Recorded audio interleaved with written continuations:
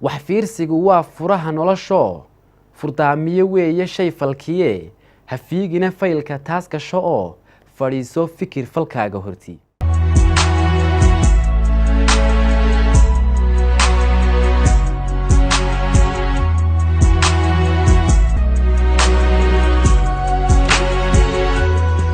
السلام عليكم دمانتين ومركلة iyo barnaamijkeeni sirta nolosha caawa waxaynu ka hadli doonaa mowduuc aynu ula baxnay muhiimadda ay leedahay fiirsigu in badan baynu maqalnay ama nolol maalmeedkeena ay ku jirtaa iyadoo la leeyahay war waxaa ka fiirso war waxa intaanad samayn eeg war intaanad falin ka hor fiirso war ma garanaysaa fiirso ereyga fiirso waxa laga yaabaa inuu in badan nolol maalmeedkeena ku jiro adigu aad isticmaashay adiga lagu adeegsaday in badan fiirsiga aan ka hadlayaa ereygii ugu dhawaa ee aan qaadan karay baa fiirsi ii noqday laakiin mafhuumka ama conceptka aan doonaya inaan ka hadlaa waa fiirsiga oo caawa qoto dheer fiirsigaas oo qoto dheer weeyaan waxaan doonayaa inuu xoog fiirsigaasi u qoto dheeraado si uu ula micno noqdo ereyga afka qalaad ama ingiriisiga ah ee focuska la yidhaahdo haddii kolkaa aynu u dhadhaweyno oo aynu nidhaahno ereyga focus waxa la micno ah fiirsi taasoo weliba markaan fiirsiga sii adkeeyo aan odhan karayo waa fiirsi dhaygag oo kale focus waa fiirsi dhaygag oo kale haddii aynu taasi ku turjunno kamaradaha waxa la yidhaahda ee wax lagu duubo ayaa badankaa waxay leeyihiin waxa la yidhahdaa autofocus oo ah qof tusaale ahaan geed bay rabtaa kamaradaas ama geed baa la rabaa in kamarad lagu sawiro ama kamarad lagu duubo dabadeed geedkaas oo qura lagu qabanaya inta kale dareemada ka ag baxaysa iyo cirka iyo geedaha ka garab baxaya waxaa laga yaabaa in shucaaca la geliyo laakiin waxa diiradda la saarayaa oo lagu bineeninayaa oo qura geedka dabadeed geedkaasaad si waadixa u arkaysaa caleemihiisa iyo laamihiisa iyo jiridiisa waxaa la yidhaahdaa kolkaa haddaba maskaxda ibni aadamku waxay leedahay iyaguna astaantaasoo kale leedahay oo focus bay wax saari karaysaa oo tusaale ahaan qof wax jeclaaday baa garan karaya haddii aad qol soo gasho oo qolkaa ay dad badan ku jiraan laakiin qofaad adigu jeceshahay uu ku dhex jiro waxaa laga yaabaa in focuska aad saarto inaad diiradda saarto ama aad u fiirsato oo aad ku fiirsi dhaygagto oo aad qofkaa ku qallasho baa laga yaabaa dabadeed wax allaaliyo waxa shantaa qof ee kale garab fadhiya inaanad ogeynba inaad qaarkood arag baaba laga yaabaaba laakiin qofkaa aad ku qallashay ee aad ku dhaygagtay ee aad xoogga ugu fiirsatay waxaad garanaysaa wixii uu xidhnaa waxaad garanaysaa sidii uu hadlayey waxaad xasuusanaysaa wixii uu ku hadlayey waxaad xasuusanaysaa shay kasta oo gacantiisa fargalkaa xasuusanaysaa wuxuu xidhnaa calashaan qayb iyo jeex baad qofka aad u fiirsatay ee aad indhaha ku beneenisay aad u arkaysaa haddaba fiirsi dhaygaga ayaynu caawa doonaynaa inaynu ku hadalno badanka waxaa laga yaabaa haddaba inaynaan adeegsan ama nolosheennu aanay waxyaabaha nolosheenna ku weegaarsan hadday dabeecadda noqoto hadday dadka ku weegaarsan noqoto hadday falalka kaag dhacaya ay noqoto haddii dabeecadda iyo dabciga kaag dhacaya ay noqoto haddii lafaheenna laftarkeeda ay noqoto waxaa laga yaabaa inaynaan isku fiirsi dhaygagin baa laga yaabaa inaynaan focuska isa saarin baa laga yaabaa inaynaan diiradda isa saarin baa laga yaabaa amaba inaynu isa saarnay laakiin aynu wax khaldan saarayno oo tusaale ahaan haddii aad doonayso inaad waddo marto oo aad gaari waddo waxa ay tahay inaad u fiirsato waddadaa aad marayso haddii aad meel kale u fiirsato haddii aad saacaddaada u fiirsato haddii aad qofku garab fadhiyo u fiirsato dee gaarhigii wuu isla kaa rogayaa ee waxa ay tahay inaad waddadii u fiirsato marka waa laga yaabaa inaynu wax u fiirsanno oo aynu wax aada uga fiirsanno laakiin shaygii muhiimka ahaa baynaan u fiirsanayn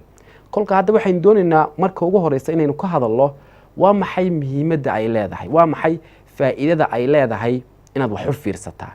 inaad wax ku fiirsi dhaygagtaa waa maxay faa'iidada ay leedahay faa'iidada koobaad ee ay leedahay aynu yaro qaadaa dhigno faa'iidada koobaad ay leedahay waxa weeyaan shaygaa aad u fiirsatay daalacantiisa iyo magaranaysaa tadadan iyo tadaalacanba waad ogaanaysaa shaygaa aad u fiirsatay waad ka libkeynaysaa shaygaa aad u fiirsatay guda iyo dibadba waad ogaanaysaa haddii uu tusaale ahaan imtixaan ahaa aynu tusaale usoo qaadanay inuu shaygaasi imtixaan ahaa waxaa laga yaabaa inaad xog badan haysay wax badan soo akhriday aad xariif tahay maadadan ama shaygan lagaa qaadayo aad xariif ugu tahay laakiin umaad fiirsi dhaygagin su-aalihii lagu weydiinayay oo waxaa laga yaabaa iyadoo shaygaa ka jawaab lagu yidhi inaad wax kale ka jawaabtay wixii waad garanaysaa laakiin umaad fiirsan wixii lagu weydiiyey taasi maxay keenaysaa adigoo shaygii xariif ku ah adigoo shaygii og adigoo xogtii haya baad marin habowday baanad u fiirsan wixii lagaa doonayay dabadeed si kasta ood xariif u tahay si kasta ood shaygaa u og tahay lagama yaabo inaad kalib keento lagama yaabo inaad maxsuul 100% keento lagamana yaabo inaad shaygaa kasoo bidhaanto oo aad kasoo dhalaasho haddaba sidaasoo kale shay kasta ood gacanta u qaado hadday shaqo tahay hadday xidhiidh adiga iyo qof idinka dhexeeyo tahay haddii ay naftaada tahay marka aad shaygaa u fiirsato ee aad shaygaa u fiirsi dhaygagto ee aad shaygaa ugu fiirsato ee aad ku focus garisid diiradda aad saarto waxaad keenaysaa ama aad noqonaysaa waxa afka carabiga itqaanka lagu yiraahdo shaygaa si dhaba ayaad uga lib keenaysaa si dhaba oo aan loogu noqonayn ayaad ka lib keenaysaa markaad nolosheena aragto waxaad arkaysaa qof baa kaba kuu tulaya qof baa surwaal kuu tulaya qof baa shaqo kale kuu qabanaya dabadeed shaygii waxaad arkaysaa qofkiiyo si yaroo daganoo yacyacooda si yaroo meel dhexaadu kuugu shaqaynaya dabadeed shaqadii uu lacagta ku qaadanayay kolleybana waqtigii kaga baxaysay shaqadii kolleyba waqtigii kaga dhacay ee uu lacagta ku qaadanayay ee awooddii ay kaga luntay ee ma garanaysaa uu kolleyba ku fooganaa baanu u fiirsanayn shaygii baanu u fiirsanayn dabeed maxaa dhacaysa inuu shaygii 100% noqdo inaad shaygii ama shaqadii lagu diray ay 100% noqoto in imtixaankii aad ka shaqaynaysay ee aad xalay oo dhan soo xifdiday ee aad bishaas oo dhan soo akhriyeysay baa fiirsi la'aantaasi ama fiirsi dhaygag la'aantaasi ama focus la'aantaasi ay keenaysaa inaad dhacdo ama aad wax hooseysa keento marka horta faa'iidada ugu horeysa ee ay leedahay inaad wax u fiirsataa faa'iidada ugu horeysa ee ay leedahay wax u fiirsataa waxa weeyaan shaygaa waad ka lib keenaysaa 100% baad shaygaa ka keenaysaa waayahay faa'iidada labaad ay leedahay waa maxay faa'iidada labaad ee leedahay waxa weeyaan haddii quraanjo halkaa maraysa tusaale ahaan oo quraanjada aad eegto qofka caadigii quraanjada uu eegayaa quraanjadaas waxa laga yaabaa in xabad yaro sonkora sidata laga yaabaa oo xagga iska marso waa quraanjo yaro iska caadiyo adiga indhahaaga la tahay laakiin haddii tusaale ahaan aad maanta intaad shaygaad haysay waxaad intaad ka dhigto aad quraanjada u fiirsato aad quraanjadaas sidee sonkorta u qaadaysa aad eegto sida marka laba quraanjo isaga soo horbaxaan ay isula hadlayaan aad u fiirsato sida ay godkeeda u galaysa aad u fiirsato sida ay cadceedda ula shaqeynaysa waqtiga ula shaqeynaysa aad u fiirsato sida ay kooxaha u yihiin aad u fiirsato sida aanay isu khilaafayn aad u fiirsato sida ay isu daba socdaan aad u fiirsato sida ay gidaarka u korayso ee aan tooska ahayn ee leexleexadka ah aad u fiirsato haddii aad quraanjada u fiirsato 30 daqiiqo oo aanad wax kale ku mashquulin waxaad ogaanaysaa wax ka weyn quraanjada faa'iidada labaad ay leedahay fiirsi dhaygagu waxa weeyaan qofkan saaxiibka ah ee quraanjo uu u arkayay quraanjuun buu arkay laakiin adigu wax ka duwan baad aragtay adigu cibro ilaahiyaad aragtay adigu mucjisaad aragtay adigu waxaad ogaatay quraanjadu marka ay gidaarka korayso haddii ay sidaa u korto way soo dhacaysaa laakiin kolka ay si xeega ah ama si zigzag line ay u korto way koraysaa waa sida markaa kaabadu yihiin waxaad ogaanaysaa xisaab baad ka baranaysaa waxaad ka baranaysaa sida aanay isku khilaafayn waxa aad ka baranaysaa sida ay quudka u qaadanayso waxa aad baranaysaa sida ay u kaydsanayso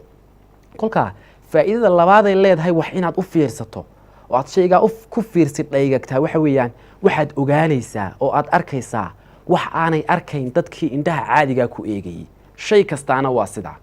haddii shaqada aad qabanaysa aad xoog ugu fiirsato haddii waxa aad akhriyaysa aad xoog ugu fiirsato haddii jidka aad maraysa aad xoog ugu fiirsato haddii noloshaada oo dhan aad xoog ugu fiirsato waxa aad ogaanaysaa ama aad kala soo dhex baxaysaa wax aan dadka kugu hareeraysan aanay ogaanin waa faa'iidada labaad ay leedahay faa'iidada saddexaad ay leedahay waa maxay shay marka aad u fiirsato waqtigaa kuu soo koobma tusaale ahaan anigu waxaan ahay arday barta caafimaadka haddii hal week haddii inta aan wax kasta hareer iska dhigo oo aan 15 saacadood buug dhammeeyo wiigaa waxaan akhriyayaa buugga dabadeed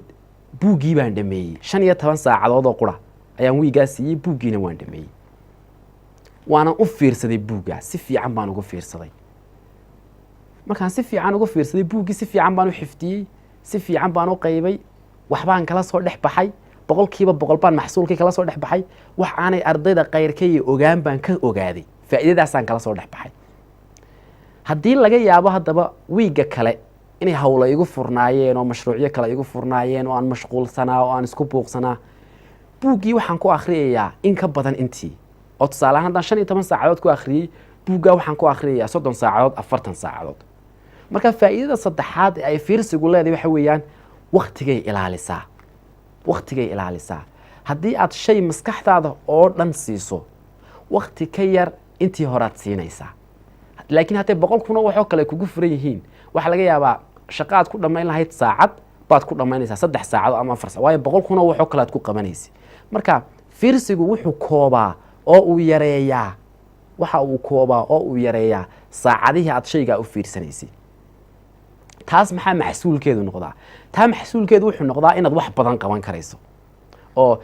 2 saacadood haddaad shay xoog wax ugu fiirsato haddana 2 saacadood ku xiga waxbaad u fiirsan karaysaa haddana 2 saacadood waxbaad u fiirsan karaysaa waxay keenaysaa taasi inaad maalinkii 24 saacadood ahaa inaad 5 wax 6 wax 7 wax oo kala duwan aad u fiirsato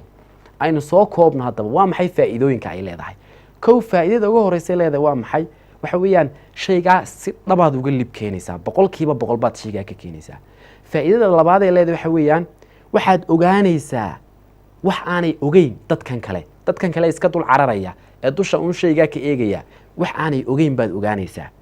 faa'iidada saddexaad waa maxay waqtigay kuu soo koobaysaa haddii aad shay saacad qaban jirtay waxaa laga yaabaa nuso saace inaad qabato taasi waa faa'iidooyinka ay leedahay haddaba sidee baynu wax ugu fiirsan karaynaa sidee baynu u noqon karaynaa dad wax u fiirsada ee aan dul cararin sidee baynu u noqon karaynaa dad feejigan oo shay kasta kala soo dhex baxa micno ka ballaaran micnahan guud iyo micnahan dusha sare ee magaranaysaa indhaheenu arkaya sidee baynu u noqon karaynaa hawda aynu wax ugu fiirsanaynaa waa qaab nooceeya qaabka aynu ugu fiirsanayno qaabka aynu shaygaa u samaynayno 2 qodob baan ka soo qaatay laakiin laga yaabo inaad adigu in kala xasuusan tahay ama wax kala ku beersan karayso laakiin 2 qodob baan isir waa 2 qodob ee ugu muhiimsan qodobka ugu horeeya waxa weeyaan aayad quraan ayaaba jirta oo oranaysa ma ja'ala Allahu min qalbayni fi jawfi ilaahay qofna umuu samayn 2 qalbi 2 shay mar ma wada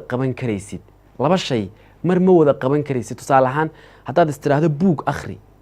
telefishinna daawo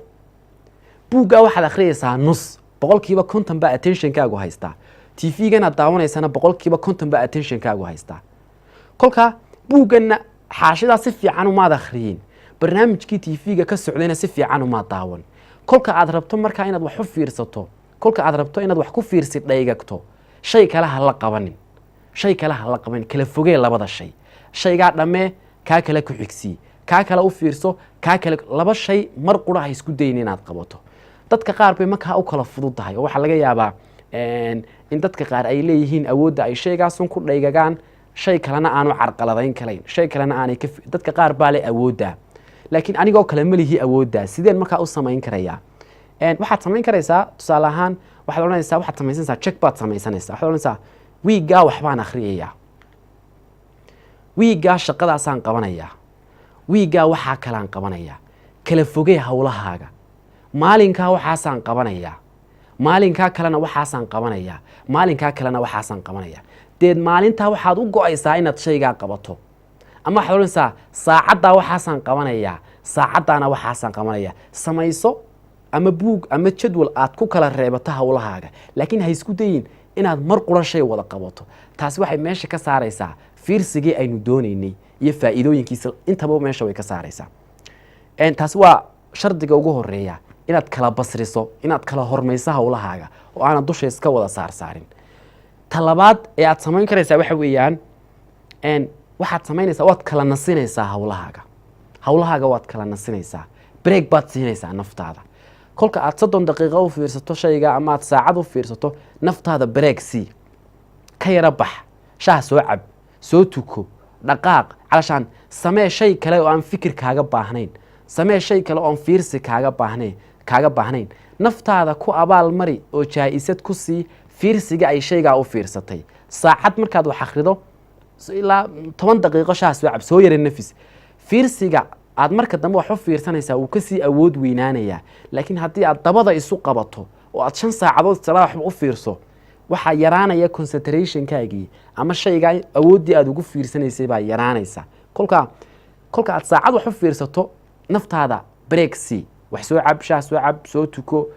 ma garanaysaa, nafta soo yara laydhi, naftu ha soo yara laydhsato, dabeed saacadda labaad haddana fiirsiga u bilow. labadaa shuruudood waa laba shuruudoodoo muhiim u ah inuu qofku wax u fiirsan karayo, inuu ka ilaaliyo inay hawluhu iska soo wada daba yimaadaan, iyo inuu nafta nasiyo oo kolka ay wax u fiirsato saacad ama 2 saacadood aad 10 daqiiqo oo nasasho aad siiso. aynu nolosheena barno sida wax loogu fiirsado, aynu nolosheena barno sida wax loogu dhaygago, ee wax loogala soo dhex baxo wax ka weyn, ujeeddo ka weyn, macno ka weyn, mucjiso ka weyn intan la arkayo ee ay ishu arkayso. intaa wax ka badan aynu nolosheena kala soo baxno, aynu dadka inagu hareeraysan kala soo dhex baxno, aynu dabeecadda iyo nature-ka inagu hareeraysan wax ka weyn intaa aynu kala soo dhex baxno. waxaan kusoo gabagabaynaynaa barnaamijka ereyadii aynu markii hore ku bilownay ee ka midka ahaayeen wax fiirsigu waa furaha nolosho, wax fiirsigu waa furaha nolosho, furdaamiye weeye shay falkiye, ha fiigine faylka taas gasho oo fadhiiso fikir falkaaga hortii.